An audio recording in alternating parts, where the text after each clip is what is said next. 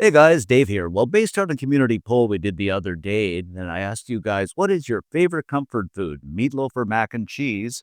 Over 500 of you voted, and most people said mac and cheese. However, in our meatloaf muffin video the other day, I promised you a special surprise where we're going to take a juicy, wonderful, hearty meatloaf and put some mac and cheese over the top and combine it into a mac and cheese bake. You're going to love this, so let's get started. As always, you're going to need some ingredients. So we have two types of cheeses. We have old sharp cheddar and extra old cheese, some butter, ground beef, macaroni noodles, an egg, onion, finely chopped garlic, flour, breadcrumbs, Italian seasoning, garlic powder, ketchup, Worcestershire sauce, pepper, salt, and some milk.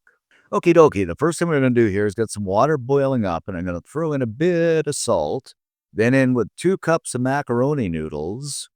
I'll give it a quick stir around so it doesn't stick to the bottom. We're going to let this cook away for about 10 or 12 minutes, just until the point where it becomes al dente. So while those noodles are boiling away, we're going to make up our meatloaf mixture by adding about 1.5 pounds of ground beef to a bowl. And to this, I'm going to add a finely chopped onion, half a finely chopped onion, 3 cloves of the old garlic, and this is finely chopped again too. Then we'll throw in about 1/4 to 1/3 of a cup of breadcrumbs. And this is Italian I'm using. You can use whatever you like. Crack an egg over the top. Follow that up with a couple of tablespoons of the good old ketchup. Now, another great thing here you can use, guys, is barbecue sauce as well. That makes a pretty nice addition, but I'm just going to use ketchup right now. A tablespoon of the good old Worcestershire sauce for that depth of flavor. About a teaspoon of my good old standby Italian seasoning, something like that. About a teaspoon of salt and another teaspoon of ground black pepper. Then I'm going to start with my spoon here and mix everything together until we get a nice mixture. Oh, this is looking good. It's even smelling good.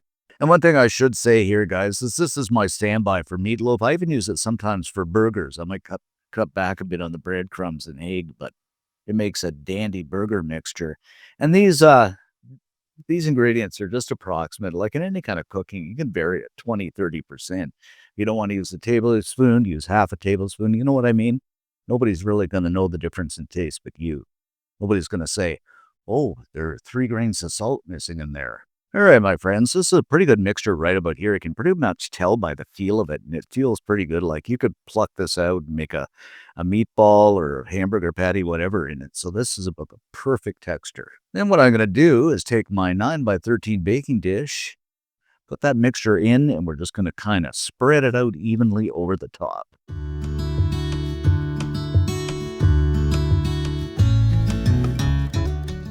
Now, some of you folks are probably saying, Dave, why don't you use a meatloaf pan? Well, you're not going to get the same application and the same consistency when you put that mac and cheese over the top. It's just going to kind of clump over. You know how a meatloaf pan is kind of thin like a canoe. So what you want to use is a casserole dish. It's going to make it nice and spread out in a nice uniform mixture. And of course, you can't have meatloaf without having a glaze. So to do this, I'm going to use 3 tablespoons of good old ketchup. You can use Heinz, whatever you like. Any kind of ketchup is fine. Followed by, once again, the good old Worcestershire sauce. How would you get through life without Worcestershire sauce? A little bit of garlic, I'd say, maybe half a teaspoon or something like that. This is just garlic powder. A touch of salt, just a little bit, and some ground black pepper. Grab up the old spoon and mix everything together. And of course, you can adjust this accordingly, guys, but I'd have to say it does make a pretty good barbecue sauce as well. And this is exactly the same meatloaf recipe and same glaze that we used for the meatloaf muffins the other day. So if you want to go back and watch that, that would be great too. Now grab up the old brush and we're just going to do a light application of that glaze over top in the meatloaf mixture. And I'll show you why in a second here.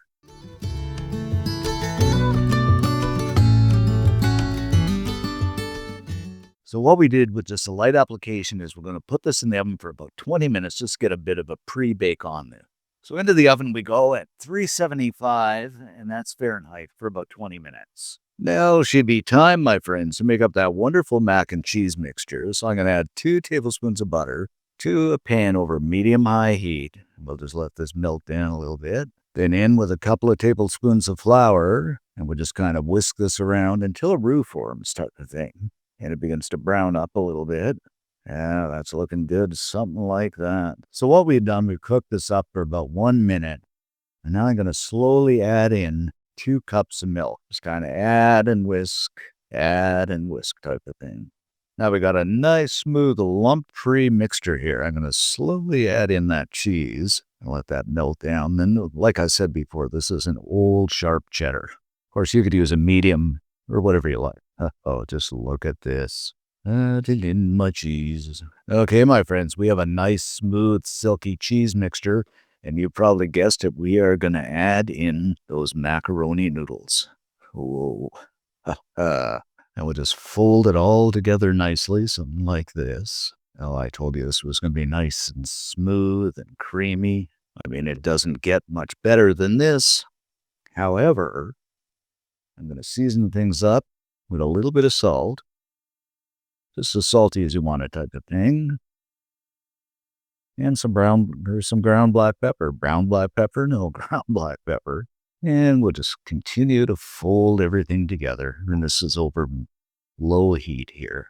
And actually, I could have put in a little more macaroni noodles, but that's fine. Be all the creamier. Now, something I did end up doing, guys, is adding a bit more cheese. So I said 2 cups, but it's about 2.5. You could even go 3 cups. And something also you could do is vary your cheese. Like I said, a little sharp cheddar, but you could use Velveeta, or you could use the extra roll, which I'm saving for the topping, but you could pour some of that in there too to make it extra super cheesy. Entirely up to you, but this is going to be good. Now, after about 20 minutes, we do have a pre-bake on this meatloaf. What I'm going to do is I'm going to grab up that glaze again and put this back over the top, use up the rest of the glaze. And some of this grease, you can go ahead and drain that if you want. Now, you probably guessed it, I'm going to take that mac and cheese mixture, and it is going to go over top of that meatloaf. The meatloaf has shrunk a little bit, so it's going to go down the sides, which is absolutely fine. Ooh-hoo.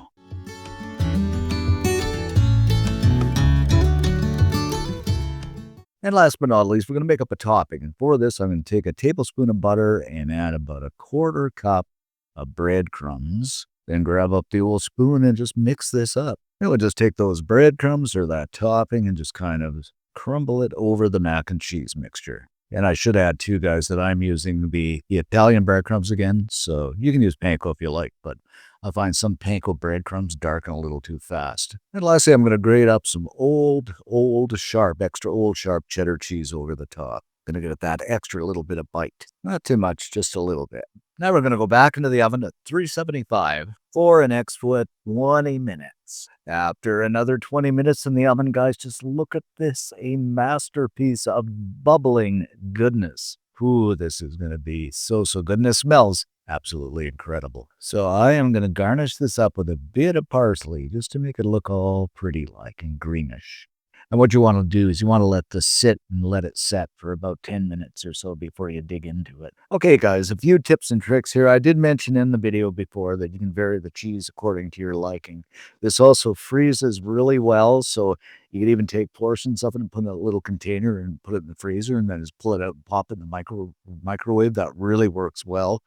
You can vary the ingredients in the meatloaf accordingly. We mentioned that too. Put extra cheese over the top, whatever you like.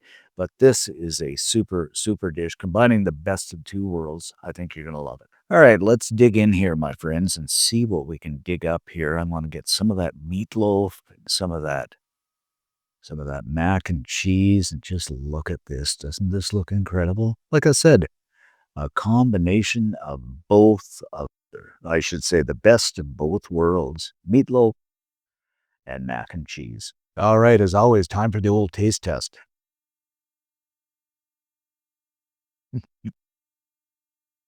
Mm. How can I describe this? I said before, and I probably said this 10 times in the video, the best of both worlds, and it is indeed. You've got that creamy texture of the mac and cheese, which is incredible. And that meatloaf is so good, and they come together, and they just form a flavor explosion in your mouth. Mm. This is a definite must-make, guys. Please make it up. Let me know in the comment section below what you think. And if you do, like I said, leave us a comment, and most of all, like and subscribe. It is so good. You just have to make this. Thanks for watching. Stay safe, and we'll see you in the next video.